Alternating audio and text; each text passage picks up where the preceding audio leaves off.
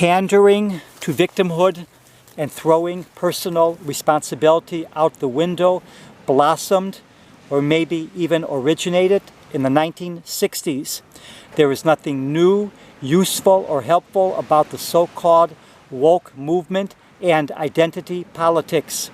As violence escalates in the States, white and non-white acceptance of violence, bigotry, and hate, as long as it comes from non-whites, has led to the same thing that it led to many decades ago: more violence, more hate, more bullying.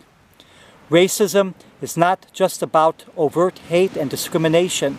Racism includes people of all races that use race to be a bully, to intimidate, to be violent, or to be a narrow-minded bigot. Racism includes having lowered standards and expectations based on race. Racism includes failing to hold people accountable for their hate, bigotry, and violence because of their race or because they are granted victimhood status that misguidedly exempts them from responsibility.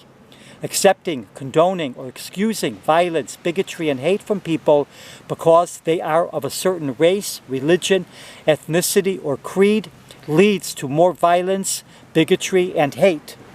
The wokeness that now exists is no different than the perverted wokeness, victimhood worship, and identity politics that started casting its dark cloud in the 1960s. Some of it is driven by a need for moral superiority and false virtuosity. Some of it is driven by racism itself. When excuses are made for violence, bigotry, and hate, when violence, bigotry, and hate are ignored, excused, or condoned, all that results is more violence and more hate.